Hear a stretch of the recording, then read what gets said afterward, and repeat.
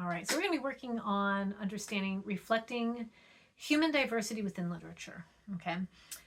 So we're also going to be talking about the literary canon, diversity and controversy, and how understanding what the literary canon is and why there is controversy. Okay. I'll come back to that book in just a second. So the literary canon is actually traditionally refers to a set of works that are considered most important, most influential, and exemplary in the literary world.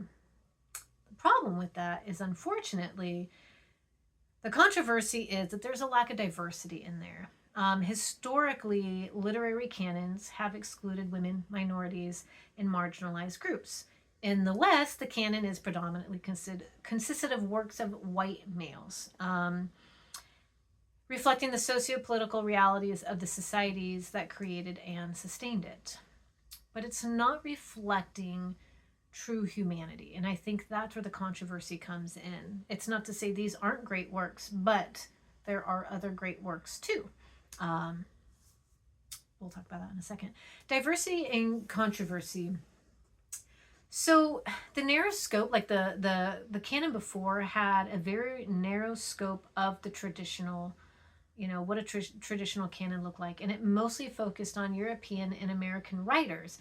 And the reason why that's being challenged is that critics are arguing that this monolithic view, the single view, excludes voices of the women, ethnic minorities, marginalized groups who've made very significant contributions to literature. So it's important that we're mindful of the fact that there's multiple views within the world. That's very obvious. Okay, so the inclusion of diverse voices in the canon has been a very key point of contention. The reason for this is calling for more inclusive representation of race, gender, sexuality, and class. It's sparking a debate on whether or not which voices should be included and valued, and which works would be considered, literary, and who would get to decide that in a canonical, canonical words. Okay.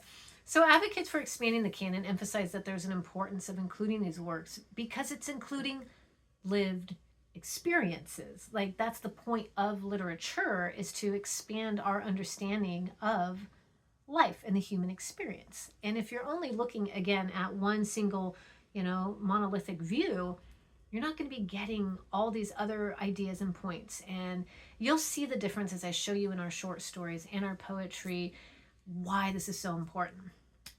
Let's see here. Okay, Western canon and the shift to literature as world literature. So we're trying to expand the idea of what it means to see more work from all peoples to the best of our ability. So traditionally, the Western canon, which obviously centers around the European and especially British and French literary traditions, has dominated the literary studies and education system worldwide. Like, in growing up, we got Walt Whitman, we have, some of these I really like William Carlos Williams because of some of the points that they make. But at the same time, I didn't know that Mary Shelley wrote Frankenstein. I didn't know a woman wrote that. And there was reason for that, because we aren't trying to push for a worldview. We just want a very, only white males because they have the blah, blah that makes them whatever. I know that was very vague, but you know what I'm saying. So this view of literature has gradually shifted, especially in the 20th and the 21st centuries, towards a more inclusive understanding of world literature, because world, right? Bigger. It seeks to recognize that the diverse literary traditions and voices across the globe, because all peoples do things different. Sometimes, like when we think about like Ishi the Last Yahi, I don't know if I've done that in any of my other classes recently, but it talks about how the Yahis storytelling was their literacy and how it was handed down generations. And a lot of indigenous tribes and cultures, that is how their literature came about. But it wasn't written, so then at what point do we write it and put it into our canon?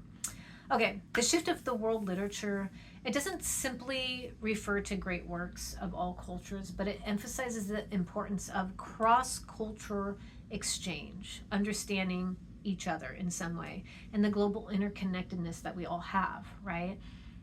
Humans be humans, and we all have a very similar human. It's kind of like, okay, this is kind of like a random thing. You ever have a cat and then you go somewhere and you see someone else's cat and you're like, wow, why are all cats cats? Like, why do they all do the same thing?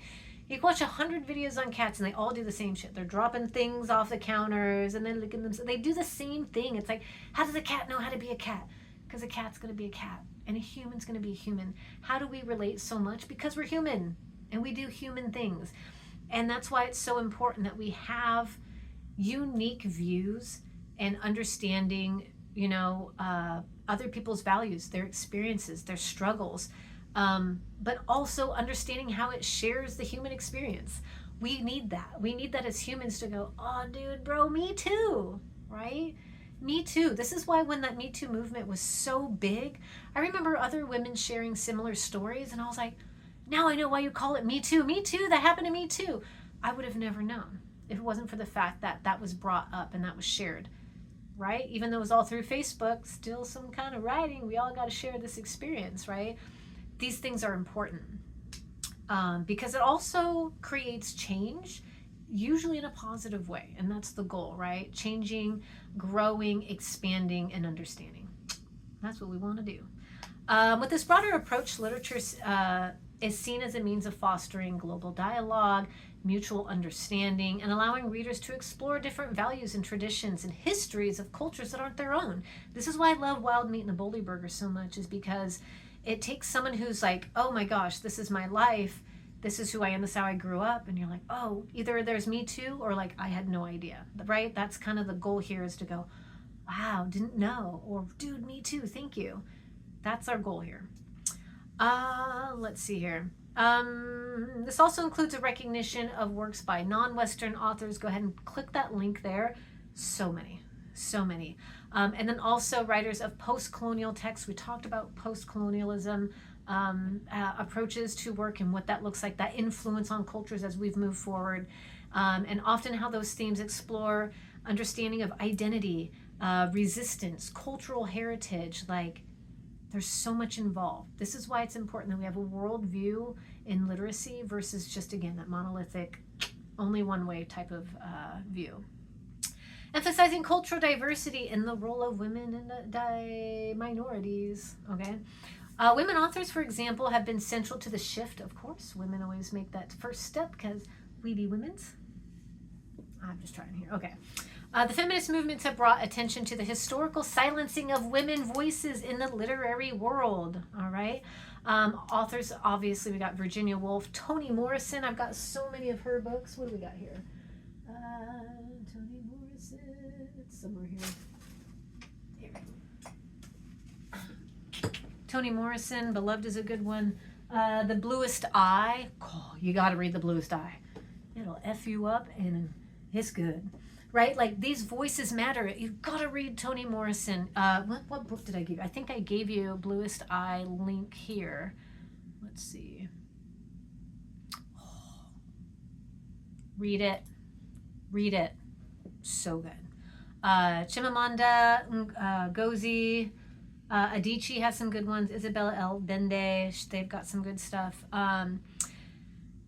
It's important that we're paying attention to the kind of literature that brings gender, power, and social justice to the forefront of these narratives.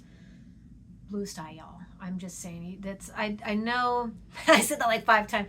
The impact of Toni Morrison, there's a reason why she was a 1988 Pulitzer Prize winner, because her work is beautiful. It's big. It's like you read it and your mouth is full the whole time.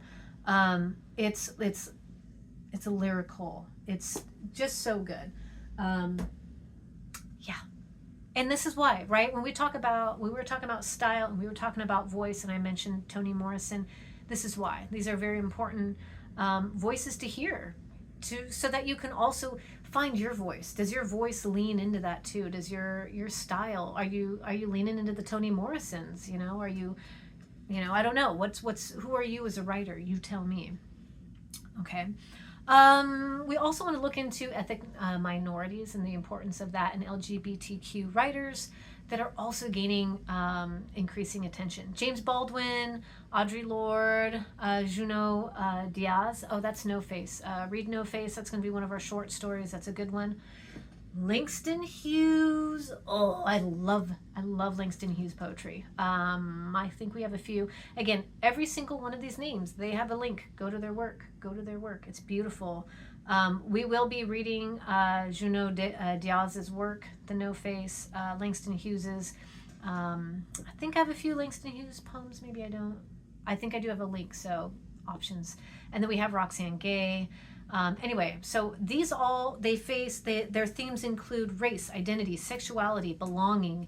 They very often challenge traditional notions of normativity. What is normal? What is normal? Right? Like, I think that's the importance of literacy, is to break apart this, again, monolithic view of white male, everything's this way, blah blah. And this is why when we talk about post-structuralism, I want to break away from all that and be like, well, man, there's so much to be said about these works. And breaking away from normativity is really important, because we create this idea of what normal is. I think even SpongeBob, there's an episode about SpongeBob. Y'all remember that? The normal, he's just, I wants to be normal. He's like all rounded. He's no longer a square, sponge. And what did that do to him? How did he be? It changed his entire essence. Like, it almost vanillaed him. He just like bleh, versus the color that comes with having bigger views into what life is like. You know what I'm saying? Anyway, all right. So let's talk about indigenous literature as well. That's one I grabbed. So I don't have Sherman Alexie linked into this. There's a little controversy, which is really such a bummer. And I also think the reason why he's not necessarily, he's a well-known Native writer. A lot of his stuff is satirical. He's hilarious. I love his work. It's great. Got a little bit of a past, I think. I don't know. He hasn't put out much lately. I don't know if I want to support his writing, but I can't. He's good. He's got good stuff. I don't know. You got to sometimes pull the work away from the artist. Anyway, I would say I love his work because he creates this really cool spin on it. If you haven't seen Smoke Signals, I highly suggest it. Smoke Signals, it's a very B movie. You can actually find it on Amazon, super cheap, or message me, I'll get you the link. It's a movie based on some of Sherman Alexie's work. Really good. You can see a lot of the cross characterizations and experiences of people living on a reservation and getting out and coming back. Anywho. Scott Mamonde is on there, Silko. There's all kinds of different, if you see the author, click on it, right?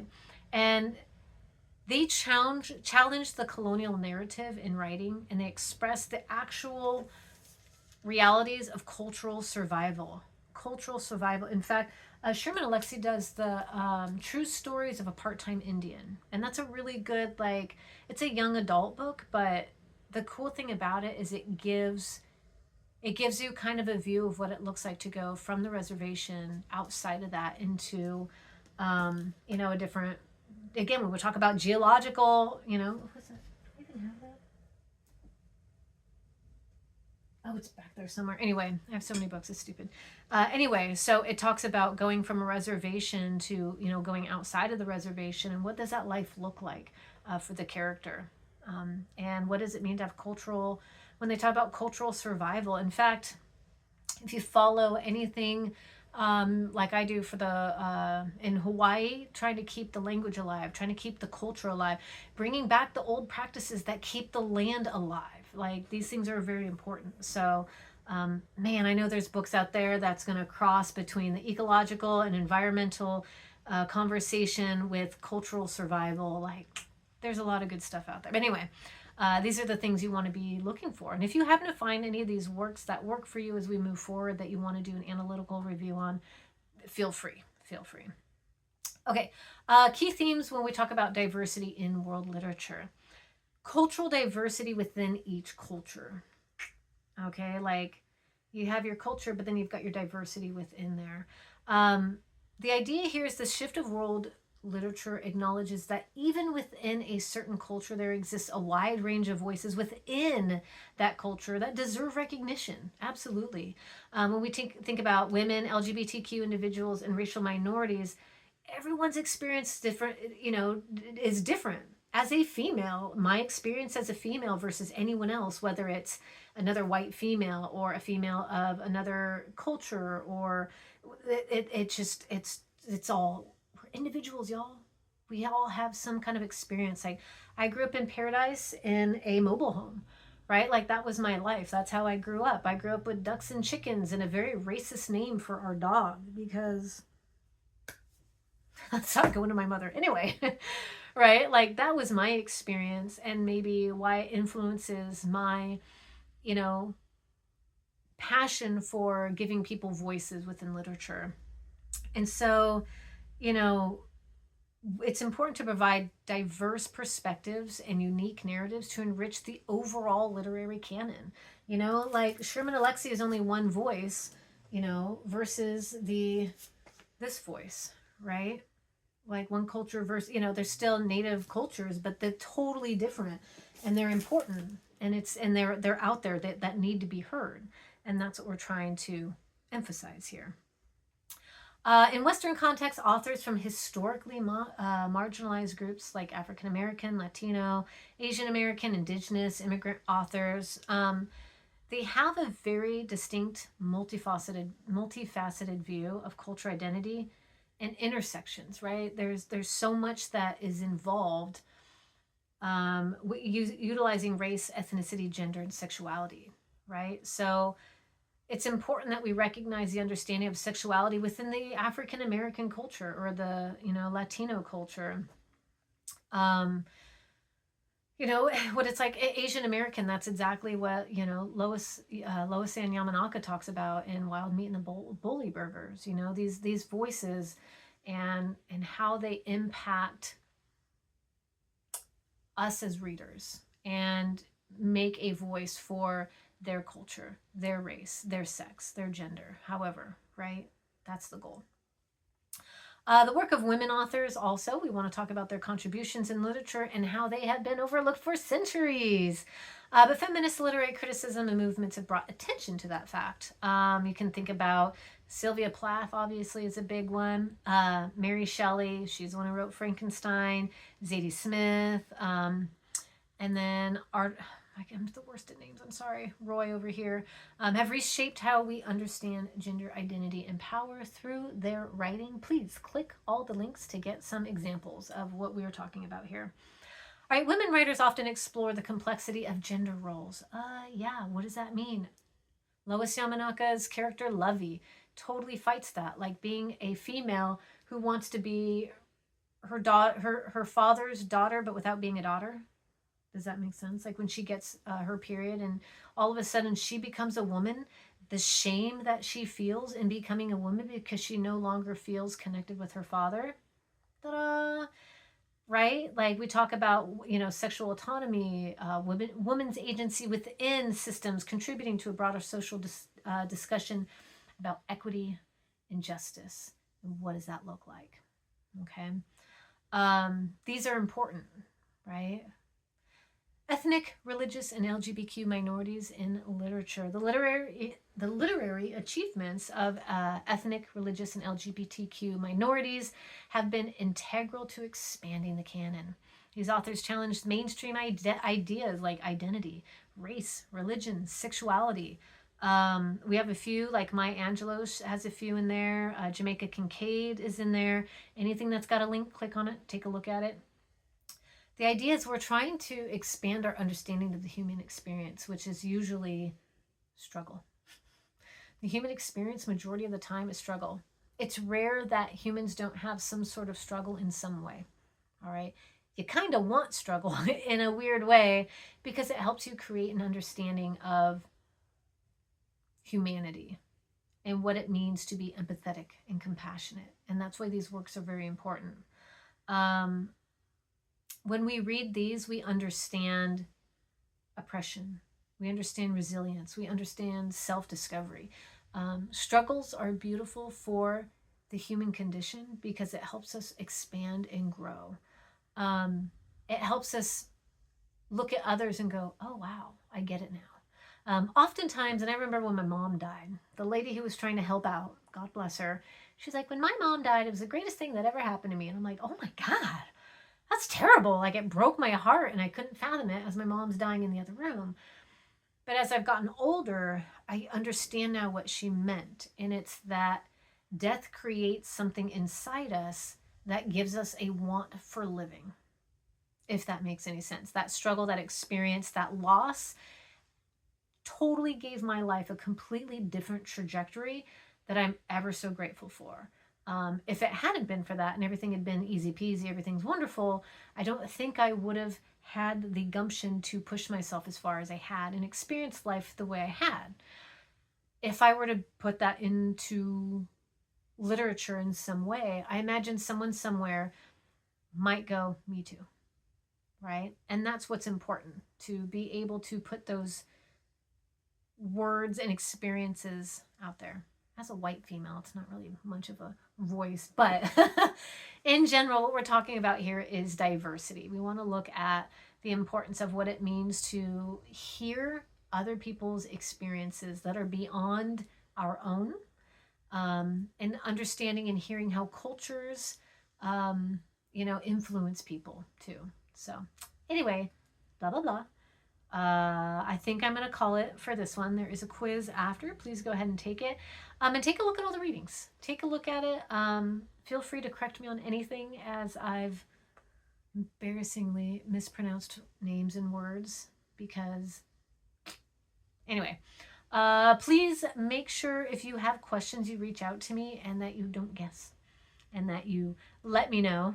And if there's some kind of link that isn't working, like I just saw one that I was trying to click on that didn't work, and I think that was Roxanne Gaze. Oh, Radcliffe Hall didn't work. Anyway, if you're seeing things that aren't clicking or aren't working, let me know. I want to make sure that you get all the things that you need. So anyway, that's all. Y'all